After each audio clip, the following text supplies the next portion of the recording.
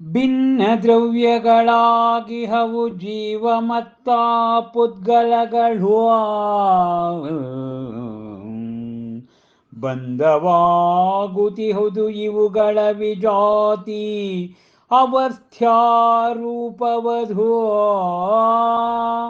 ಅನಾದಿ ಕಾಲದಿಂದಲೂ ಅಂತೆ ಆತ್ಮವಿದು ಪರಿಭ್ರಮಿಸುತ್ತ ಹಲವಾರು ಭವಗಳಲ್ಲಿ ಅನಂತ ಸಂಸಾರಿಯಾಗಿಹುದು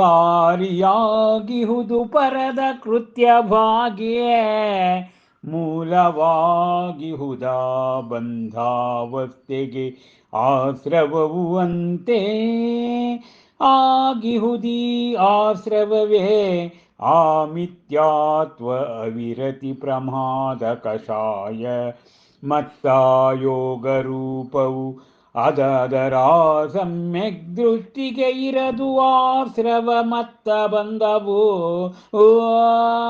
ಅಂತೆ ಆಚರಿಸಬೇಕು ಆ ಸಮ್ಯಕ್ ತ್ರಯಗಳನ್ನು ನಾನು ಪಡೆಯಲ ಮೋಕ್ಷವನು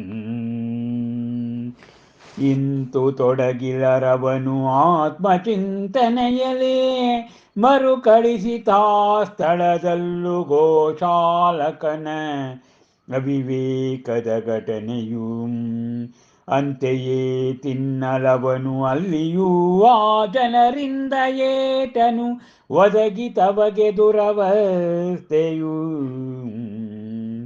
ಅದರ್ಹ ಮಹಾವೀರನು ಇದ್ದನಂತೆಯೇ ತಪದಲ್ಲಿ ಮರೆತು ಕಾಲದೇಶಾದಿಗಳನ್ನು ಹೊಂದಿ ನಿರ್ಲಿಪ್ತತೆಯನ್ನು ನೆಲೆಸಿರುವಂತೆ ನಿರಭ್ರಾಗಸವು ಮೀರಿ ಎಲ್ಲವನು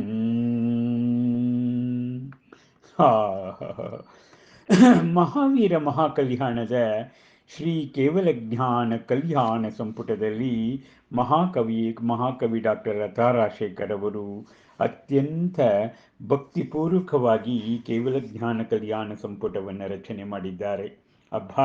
ಅದರ ಕಾವ್ಯದ ವಾಚನ ವ್ಯಾಖ್ಯಾನ ಮಾಡುವುದೇ ಒಂದು ಉದ್ಘೋಷ. ಎರಡು ಆತ್ಮಗಳು, ಒಂದು ಮಹಾವೀರ ಮುನಿಯ ಆತ್ಮ, ಇನ್ನೊಂದು ಗೋಶಾಲಕನ ಆತ್ಮನ ಉನ್ನತಿಯ ವಿಶ್ಲೇಷಣೆಯನ್ನು ಇಲ್ಲಿ ಮಾಡ್ತಾ ಇದ್ದಾರೆ. ಜೈನಾಗಮದ ಪ್ರಕಾರ ದ್ರವ್ಯಗಳಲ್ಲಿ ಭಿನ್ನತೆ ಇದೆ.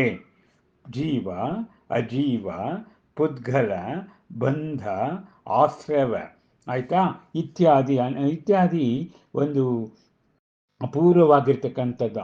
ನಮ್ಮ ಆತ್ಮ ಅನಾದಿ ಕಾಲದಿಂದಲೇ ಕೂಡ ಪರಿಭ್ರಮಣೆಯನ್ನು ಮಾಡ್ತಾ ಹಲವಾರು ಭವಗಳಲ್ಲಿ ಸಂಸಾರಿಯಾಗಿ ಮತ್ತೆ ಆ ಬಂಧಾವಸ್ಥೆಯಿಂದ ಆಶ್ರವವೇ ಆ ಮಿಥ್ಯಾತ್ವ ಅಂದರೆ ಸಮ್ಯಕ್ ದರ್ಶನಕ್ಕೆ ವಿರುದ್ಧವಾಗಿರ್ತಕ್ಕಂಥದ್ದು. ನೋಡಿ, ರತ್ನತ್ರಯಗಳು ಸಮ್ಯಕ್ ದರ್ಶನ, ಸಮ್ಯಕ್ ಜ್ಞಾನ, ಸಮ್ಯಕ್ ಚಾರಿತ್ರ, ಅವು ಮೂರು ಕೂಡ ಆ ರತ್ನತ್ರಯಗಳು ಜೈನಾಗಮದ ನಯನಗಳು ಅಲ್ವಾ.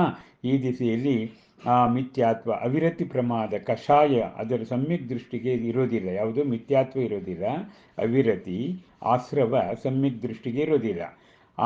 ಹಾಗೆಯೇ ಸಮ್ಯಕ್ ತ್ರಯಗಳನ್ನು, ರತ್ನತ್ರಯ, ಸಮ್ಯಕ್ ದರ್ಶನ, ಸಮ್ಯಕ್ ಜ್ಞಾನ, ಸಮ್ಯಕ್ ಚಾರಿತ್ರ್ಯಗಳನ್ನು ನಾವು ಆಚರಣೆ ಮಾಡಲೇಬೇಕು. ಹೀಗಿರುವಾಗ ಮಹಾವೀರನ ಮುನಿ ಆತ್ಮಚಿಂತನೆಯಲ್ಲಿ ಉನ್ನತಿಯನ್ನು ಪಡ್ಕೊಳ್ತಾ ಇದ್ದರೆ, ಆ ಗೋಶಾಲಕ ವಿವೇಕದಿಂದ ಆತ್ಮಚಿಂತನೆಯನ್ನು ಮಾಡದೆ ಕೇವಲ ದೈಹಿಕ ಸಾಂಸಾರಿಕ ಚಿಂತನೆಯನ್ನು ಮಾಡ್ತಾ ಅವನು ಜನರಿಂದ ಏಟನ್ನು ತಿಂತಾ ಇದ್ದಾನೆ, ದುರವಸ್ಥೆಗೆ ಹೋದ. ಆದರೆ ಮಹಾವೀರ ಹಾಗಲ್ಲ, ಅವನು ಇದ್ದ ಹಾಗೆ ಇದ್ದ, ತಪದಲ್ಲಿ ಮರೆತ, ಕಾಲದೇಶಾದಿಗಳನ್ನು ಹೊಂದಿ ಆ ನಿರಭ್ರಾಗಸ ಹೇಗಿರುತ್ತೋ ಹಾಗೆ ಮಹಾವೀರ ಮುನಿ ಇದ್ದಾನೆ ಎನ್ನುವುದಾಗಿ ಇಲ್ಲಿ ವರ್ಣನೆ ಬಂದಿದೆ. ನಮಸ್ಕಾರ.